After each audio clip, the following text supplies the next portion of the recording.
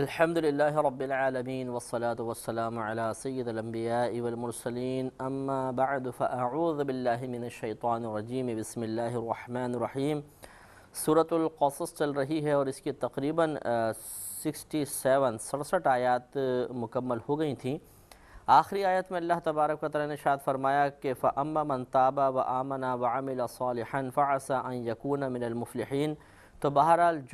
جس نے توبہ کی اور وہ ایمان لایا اور عمل کیا اس نے نیک،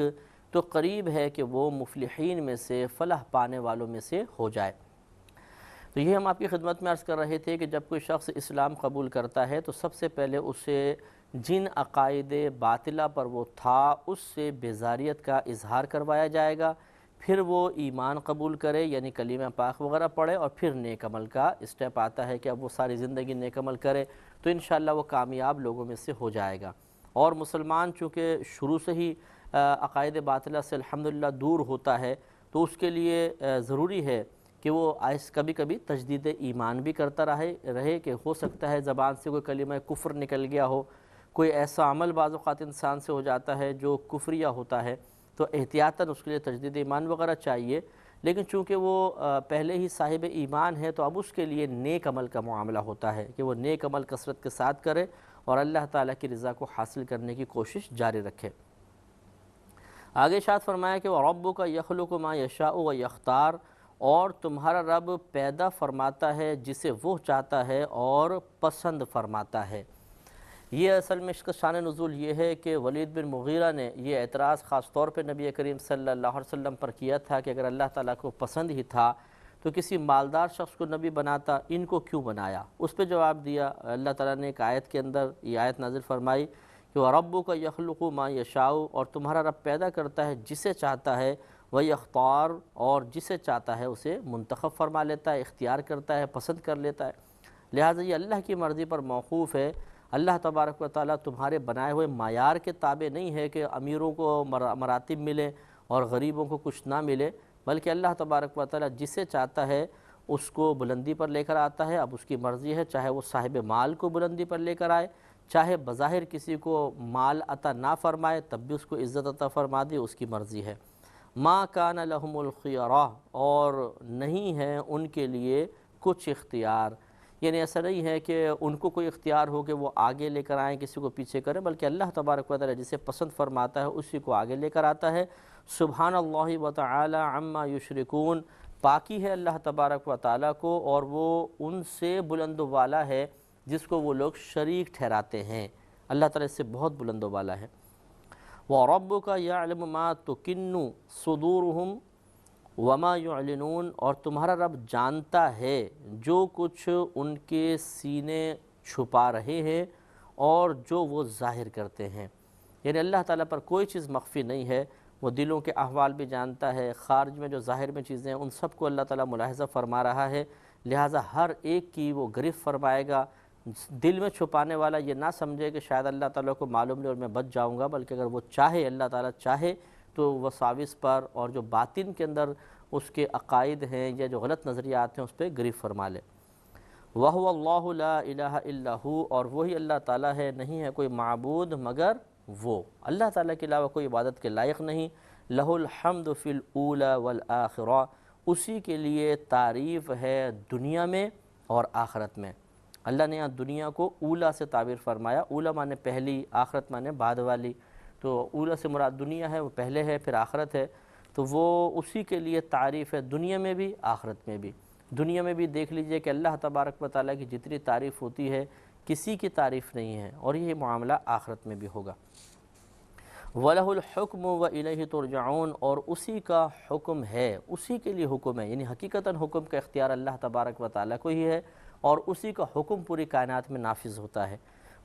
مثلا بارش برسے گی، رزق اس کو فلاں کو ملے گا، فلاں کے رزق میں تنگی پیدا ہوگی، فلاں کے ساتھ رشتہ ہوگا، یہ پیدا ہوگا، یہ مرے گا، اسی کے لیے حکم ہے، پوری کائنات میں اس کے احکامات جاری ہو رہے ہیں۔ وَإِلَيْهِ تُرْجَعُونَ، اور اسی کی طرف تم لوٹائے جاؤ گے۔ آگے اللہ تعالیٰ نے ارشاد فرمایا کہ قل ارأیتم، اے حبیب کریم صلی اللہ علیہ وسلم آپ فرما دیجئے کہ ذرا تم یہ دیکھو، ان جعل اللہ علیکم، کہ اگر مقرر فرما دے اللہ تبارک و تعالیٰ تم پر، اللیلہ رات کو، سرمدن ہمیشہ، الی یوم القیامتی قیامت کے دن تک، من الہ غیر اللہ، تو کون خدا ہے اللہ تعالیٰ کے علاوہ، یأتیکم بدیاء، کہ لے آئے تمہارے پاس کوئی روشنی، افلا تسمعون، تو کیا تم سنتے نہیں ہو؟ یعنی اللہ تبارک و تعالیٰ نے اس میں اپنے عظیم قدرت کا اظہار فرمایا اور اپنے ساتھ جن کو شریکی لوگ ٹھہراتے تھے ان تمام کی نفی فرما دی کہ اگر اللہ تبارک و تعالیٰ راتوں کو دوام عطا فرمائے، ہمیشہ عطا فرما دے، قیامت تک رات کا ہی موسم رہے، مثلا دن نکلے ہی نہیں، تو پھر کون ایسا ہے جو اللہ تعالیٰ کے علاوہ دن کو لے کر آئے؟ تو یقینی سی بات ہے کہ کوئی دن پیدا کرنے والا نہیں ہو سکتا، تو پھر جو ذات اتنی کامل قوت والی ہے اسی پر ایمان لانا چاہیے۔ ابھی بھی آپ دیکھیے کہ بہت سے ملک ایسے ہیں یا بہت سے مقامات دنیا میں ایسے ہیں جہاں 6 مہینے دن ہوتا ہے، 6 مہینے رات ہوتی ہے۔ تو جہاں 6 مہینے رات ہے وہاں درمیان میں دن کیوں نہیں نکال پاتے؟ ہم کیوں نہیں نکال سکتے؟ یا جو شرکاء ہیں کسی کے، وہ ان سے کہیں کہ بھئی دن نکال دو۔ تو لازم سی بات ہے کہ نظام کائنات کسی کے ہاتھ میں نہیں ہے، مخلوق کے ہاتھ میں نہیں ہے، بلکہ ہمارے خالق کے دست قدرت میں ہے، لہٰذا افلا تسمعون، تو کیا تم سنتے نہیں ہو؟ تو ان باتوں کو سنو اور غور و تفکر کرو۔ پھر آگے دعوت فکر دی کہ قل ارأیتم، اے حبیب کریم آپ فرما دیجئے کہ ذرا تم یہ دیکھو کہ ان جعل اللہ علیکم، کہ اگر مقرر فرما دے اللہ تبارک و تعالیٰ تم پر، النہار دن کو، سرمدن ہمیشہ، الی یوم القیامتی قیامت کے دن تک، من الہ غیر اللہ، تو کون خدا ہے اللہ تبارک و تعالیٰ کے علاوہ، یأتیکم، کہ لے آئے تمہارے پاس، بلیل، رات کو، تسکنون فیہ، کہ جس میں تم آرام کرو، افلا تبصرون، تو کیا تم دیکھتے نہیں ہو؟ یہاں پہ بھی وہی بات ہے کہ جہاں 6 ماہ تک دن ہی نکلتا ہے، رات نہیں آتی، تو وہاں کے اگر خدا نہ خواستہ کوئی اللہ کے علاوہ کسی شریک کو وہ تسلیم کرتا ہے کہ یہ الہ ہے، مثلا بناتا ہے شریک اپنے پاس سے، تو اس سے ریکویسٹ کیوں نہیں کرتا کہ اس کو بدل دیا جائے، اور وہ کوئی بھی مخلوق لا کے دکھا دے کہ جو دن اور رات کو پیدا کرنے پر قادر ہو؟ تو جو بالفرض اللہ تعالیٰ کے علاوہ کسی کو اس کا شریک ٹھہراتا ہے، وہ بھی یہ بات ضرور تسلیم کرتا ہے کہ جس کو ہم خدا سمجھتے ہیں اس میں یہ قدرت نہیں ہے، وہ اس بات کا اختیار نہیں رکھتا کہ رات کو یا دن کو بدل دے۔ تو جب اس بات کو تسلیم کرتے ہو تو اللہ نے ارشاد فرمایا کہ افلا تبصرون، تو کیا تم پھر نہیں دیکھتے ہو؟ تو پھر حق کو دیکھو، حق کو قبول کر لو۔ تو یہ دعوت فکر اللہ نے دی ہے، لہٰذا اس پر غور و تفکر کرنا چاہیے اور زاویہ فکر کو اسی کے تابع کرنا چاہیے، تو انشاءاللہ ہدایت کا حصول آسان ہو سکتا ہے۔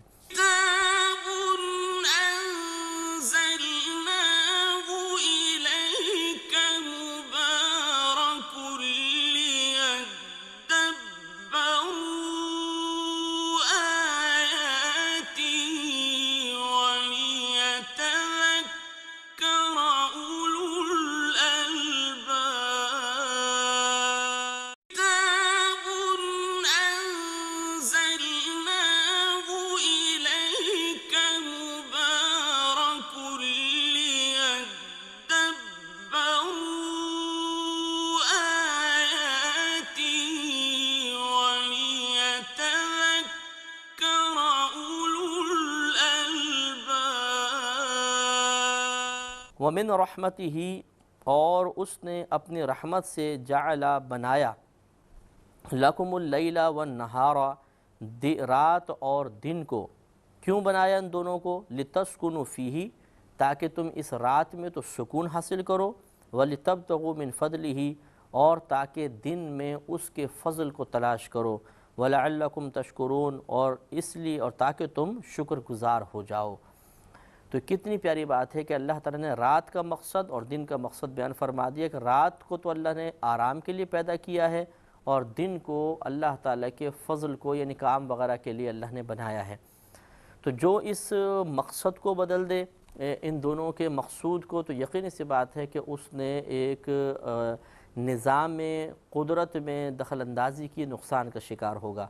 لہٰذا جو رات کو جاگتے ہیں اور دن کو سوتے ہیں، رات میں کام کرتے ہیں دن میں سوتے ہیں، تو یقینی سی بات ہے کہ ان کی صحت پر پھر اثر پڑتا ہے۔ اگرچہ کوئی ناجائز نہیں ہے، حرام اس کو ہم نہیں کہیں گے، لیکن مقصود اللہ تعالیٰ نے خود بیان فرمایا کہ راتیں سکون کے لیے، آرام کے لیے بنائی گئی ہیں